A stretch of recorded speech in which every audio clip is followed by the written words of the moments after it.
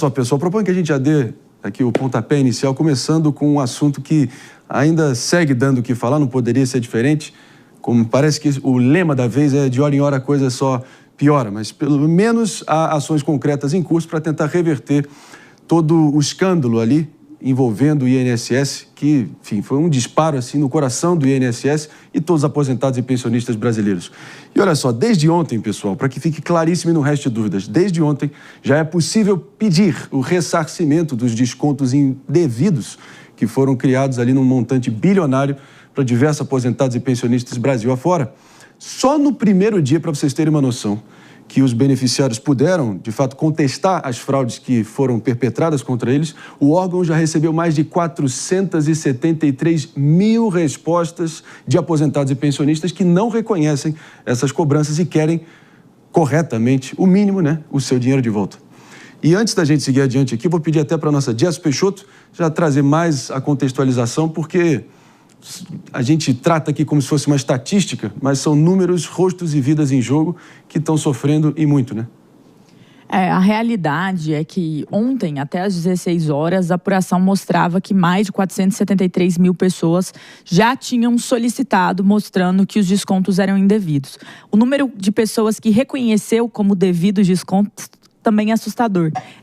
Menos de 2% das pessoas reconhecem os descontos. Ou seja, entraram em contato e falaram, realmente, eu dei o aval, dei a anuência para esse desconto. E a lógica todo desse momento é um momento de muito constrangimento do governo federal, com essa também sendo uma pauta política muito forte hoje no Congresso Nacional, por meio da solicitação ali encabeçada pela senadora Damares Alves, da CPMI. Ou seja, para que haja uma CPMI, uma comissão mista parlamentar entre as duas instâncias, entre a Câmara dos Deputados e o Senado Federal. E hoje, André, o ministro da Previdência Social, Volney Queiroz, ele vai ser ouvido dentro do Senado sobre esse tópico. Ele agora, que está no lugar de Carlos Lupe, era já uma figura próxima a Carlos Lupe, vai ser ouvida hoje. Ontem também, ex-presidente Bolsonaro fez um vídeo abordando a questão ali do INSS ao lado de 2 idosos. Então, é toda essa uma pauta muito espinhosa. Ao mesmo tempo em que as nossas contas públicas não estão bem, em que o déficit no INSS já é altíssimo, o déficit da Previdência é altíssimo, e isso só agrava toda essa situação, que a cada desdobramento mostra o quão importante é investigar esse, que talvez seja um dos escândalos mais graves, dos tantos escândalos de corrupção que a gente teve no Brasil. Mais de 480 mil pedidos apenas no primeiro dia, pessoal. Imagina como a coisa vai seguir adiante. Claro, acompanharemos aqui no detalhe, mas indo ao encontro do que a nossa Jess Peixoto estava dizendo, inclusive o ministro da Previdência Social, Volney Queiroz, chegou agora há pouco no Senado Federal para falar diretamente com a Comissão de Transparência, Fiscalização e Controle. E quem tem mais informações diretamente de Brasília é o nosso repórter Bruno Pinheiro, que se junta a nós agora aqui no palco do Morning Show. Daqui a pouco a gente já pode falar com o Bruno, então temos ele. Já estaremos aqui o Bruno Pinheiro, então, com todas as atualizações.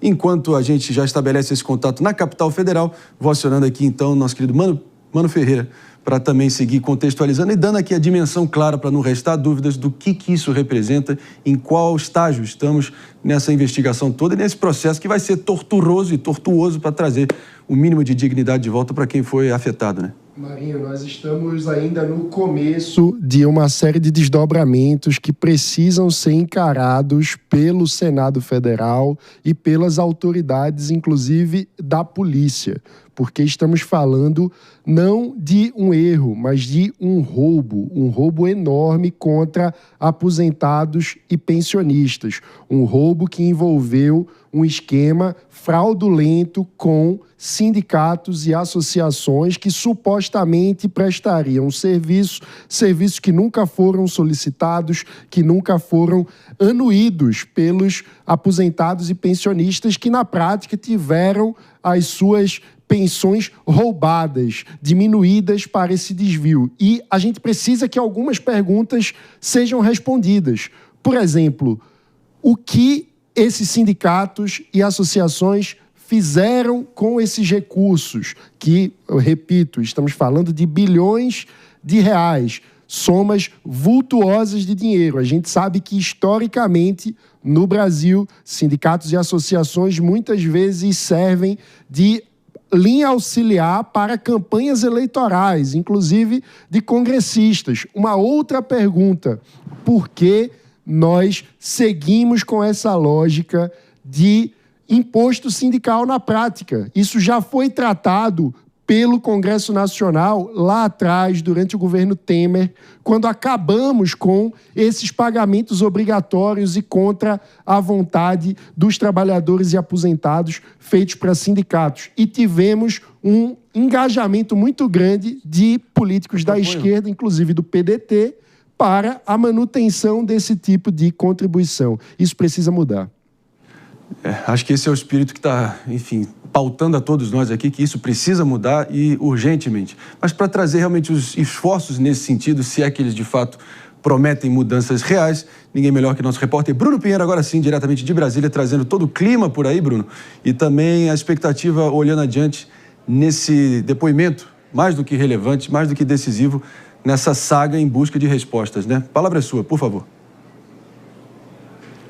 André, exatamente, é o que nós já ouvimos aqui no Morning Show, a vinda do ministro Volney para esta oitiva, para um depoimento, para uma audiência, na verdade, na Comissão de Fiscalização e Controle, um requerimento, inclusive de autoria do senador Sérgio Moro. Eles querem ouvir do ministro as medidas que estão sendo tomadas e se ele tinha conhecimento desses descontos indevidos dos aposentados. Inicialmente o valor e falava em 6 bilhões de reais, mas agora também envolve o consignado. Então, toda essa discussão deverá ser explorada nesta comissão que vai iniciar daqui a alguns minutos aqui no Senado Federal. Ele era o número 2 do Ministério, estava ao lado do ministro Carlos Lupe e há informação de que durante algumas reuniões o ministro Volney, ele foi informado que esses descontos estavam acontecendo, mas nada foi feito naquele momento. Então é isso que a oposição acaba alegando, que não tem como, inclusive, ele continuar à frente do Ministério, já que ele tinha informação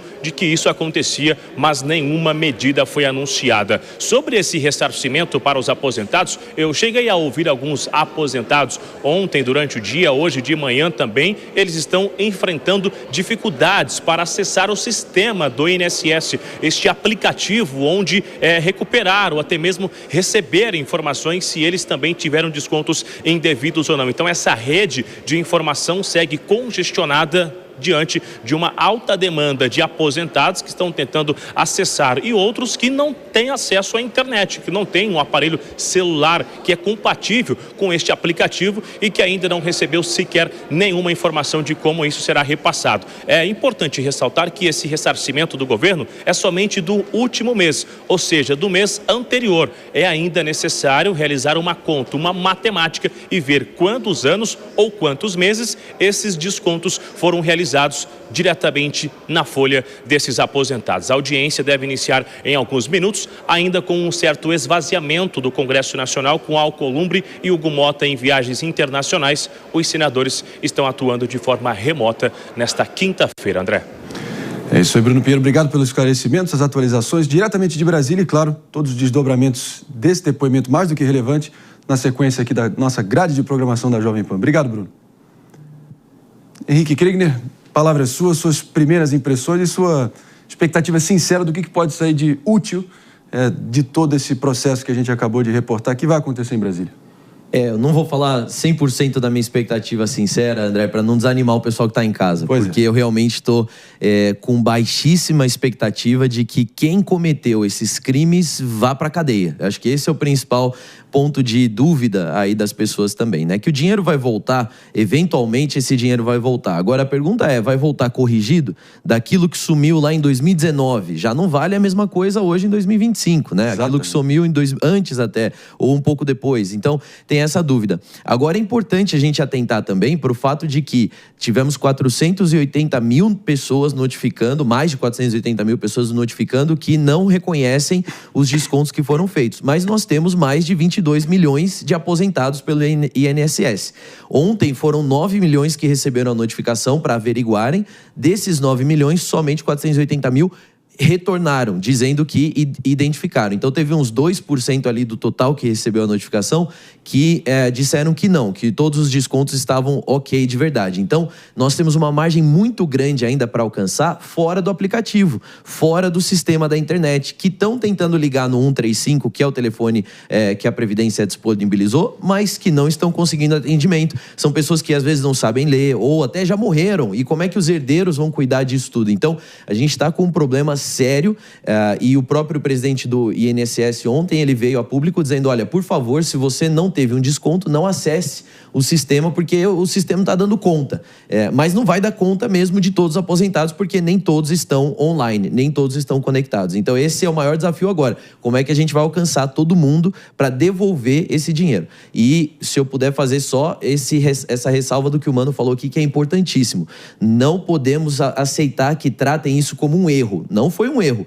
Vamos devolver o dinheiro e está tudo bem. Não, foi um crime. Isso foi um roubo que foi cometido, não é erro. É o golpe da carteirada estatal. Você trabalha toda a vida, se aposenta, quando você espera que haja o mínimo de retorno por tudo que você se esforçou, você só descobre que você entrou ali no filão da bandidagem institucionalizada. E não tem erro. Enquanto os velhinhos estão aí, enfim, amargando essa vergonha que a gente está diante aqui, Brasília segue culpando, como o Kriegner muito bem colocou aqui, um erro no sistema, né? Mas erro no sistema nada, isso não é erro, isso é máfia, é o que a gente está diante aqui, sinceramente. Então, Jess, tem mais um contorno aqui que eu acho que vale a pena a gente explorar sobre a questão conjuntural, estrutural da Previdência como um todo. Faz um complemento breve aqui e a gente segue adiante até para falar sobre o envelhecimento da população e a viabilidade da Previdência no Brasil. Um ponto muito importante de hoje nessa comissão vai ser uma pergunta que o Bruno até mencionou, que diz respeito a uma ata de 2023, onde a conselheira do INSS, a Tônia Galetti, ela havia avisado sobre descontos não autorizados ao ministro, à época, Carlos Lupe, mas também estava presente, segundo consta nessa ata, a figura do ministro da Previdência atual, o Volney Queiroz. E aí, o que acontece dentro disso? Isso provavelmente vai ser trabalhado pelos senadores como um indício de conhecimento e omissão em relação ao caso do INSS. Este é provavelmente o maior problema a se endereçar que o ministro atual vai encontrar nessa comissão. E esse é um ponto muito importante, porque a questão toda do desgaste do ministro Carlos Lupe foi, aparentemente, esse conhecimento e não tomar uma postura das mais adequadas, na visão até mesmo de alguns aliados dele dentro do governo, que seria uma postura mais enfática.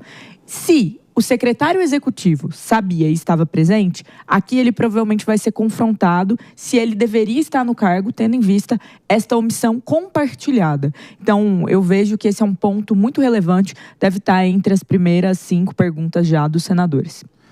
Agora a gente fica cobrando aqui também, cadê a responsabilização dessas entidades? Porque isso aí não pode ser perdido de vista aqui nesse contexto todo, até porque essas associações de aposentados estão aí, enfim, trazendo todo esse sofrimento e merecem a devida responsabilização. E a gente não pode tirar o pé do acelerador e da cobrança popular.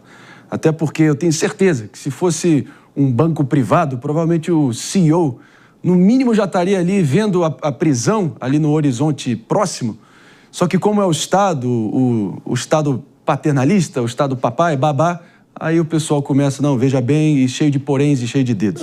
Mas ele não pode acabar com essa pressão. Que a gente não pode botar o óculos cor-de-rosa e precisa lembrar que a gente está falando de sindicatos e associações que são utilizadas como base política e eleitoral de grupos políticos que historicamente se construíram com essa base sindical, que perdeu recursos a partir da reforma trabalhista do governo Temer, que pôs fim ao imposto sindical. E desde então, existem políticos e grupos políticos empenhados em trazer de volta meios de financiamento para esses sindicatos e associações, e como nós estamos vendo agora, mesmo fazendo expediente de crime para trazer recursos. Então, isso não pode ser normalizado. E a investigação precisa e para os desdobramentos. O que foi feito com esses recursos pelos sindicatos e pelas associações? Quem foram os beneficiários verdadeiros, finais, desse esquema que tem como vítimas os aposentados e pensionistas? E como é possível, mano, Kriegner e Jess, como é possível que essas associações de aposentados sigam conveniadas ao INSS, mesmo após o escândalo explodir? Eis a questão.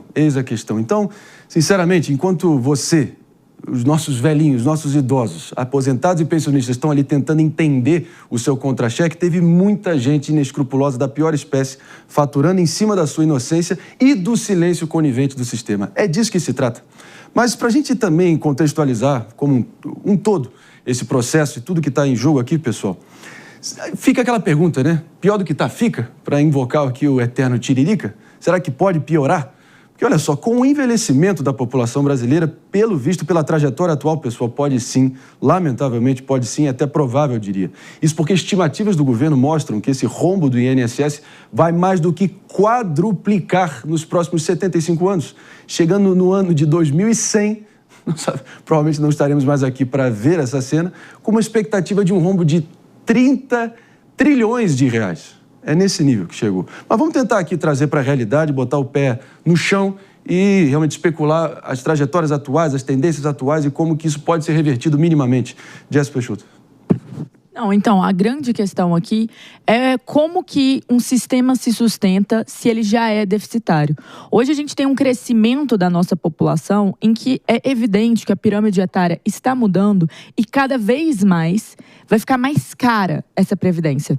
E, André, o mais interessante aqui é que não necessariamente nós estamos falando do escândalo do INSS. Ainda que não houvesse esse escândalo, exato, ainda que fosse 100% funcional, ainda que a gente tivesse certeza de aonde virá esse dinheiro, se vai completar com recursos do próprio INSS ou do Ministério da Previdência, a lógica previdenciária do Brasil ainda seria muito deficitária.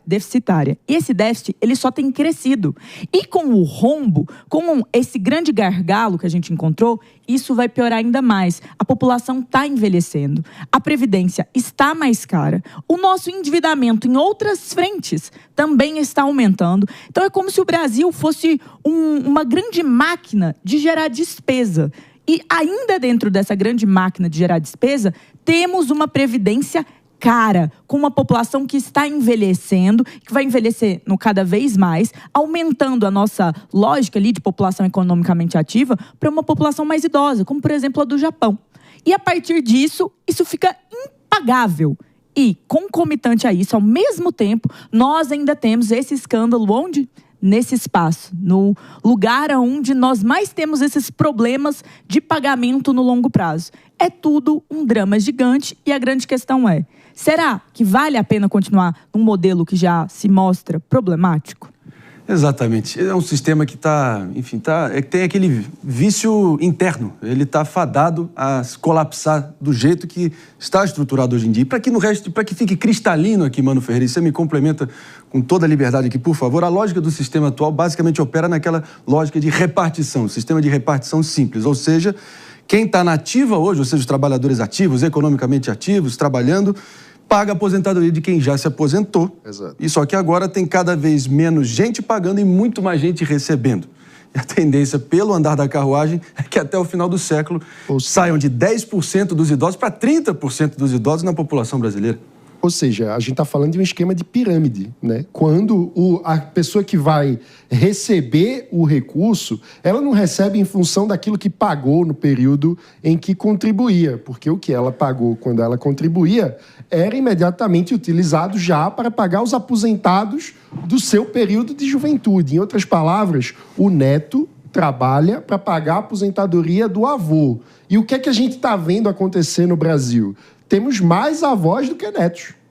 É isso que tem acontecido de um ponto de vista da dinâmica social. As novas famílias têm cada vez menos filhos na comparação com gerações anteriores. Então, isso faz com que essa lógica da pirâmide, que um dia já poderia ter sido vista como razoável, porque você tinha muito mais filhos e netos do que avós, deixa de fazer sentido com a nova dinâmica social. Então, nós precisamos endereçar um debate sério e muito profundo de revisão do modelo previdenciário brasileiro. Uma preocupação também é que economistas dizem você precisa enriquecer antes de ficar velho, né? Porque você tem que trabalhar ao longo da vida, construir o seu patrimônio, ou seja, você tem que enriquecer antes que os problemas de saúde, antes que você precise se aposentar. De um ponto de vista nacional, o que a gente está vendo com o Brasil é que o Brasil está ficando velho antes de enriquecer. Exatamente. E isso é um problema gravíssimo do ponto de vista de sustentabilidade da nossa economia. Meu caro Henrique Kriegner, o governo está aí dizendo que o problema vai quadruplicar até 2100. Mas você, do outro lado, meu querido e minha querida, vamos ser sinceros aqui, de boa, na moral. Vocês realmente acham que o sistema, tal qual ele está constituído no momento, chega inteiro até 2050? Porque isso aí, sinceramente, já é um Titanic remendado com durex e em tendência de queda e com um discurso populista ali para usar de cola nesse durex. Não é por aí? Com certeza, com certeza. A gente tem gente muito ávida a meter a mão nessa piscina aí de dinheiro que é colocada todos os anos e aí tira de quem potencialmente ia receber. E tem um outro fator também que a gente precisa considerar, que é a projeção de redução populacional. O Brasil está encolhendo, não só envelhecendo a população, mas a estimativa é que até 2072 o Brasil volte a ter 200 milhões de habitantes. Hoje a gente está em torno de 215 milhões, a gente deve chegar para 200 milhões, porque não só a população está envelhecendo, como também não está tendo filhos, não está se multiplicando, né? Então os casais, se existem, às vezes optam por não ter filhos ou ter um filho, diminuindo a média aí de reprodução dos casais. Então a gente tem uma questão que é mais grave ainda, né?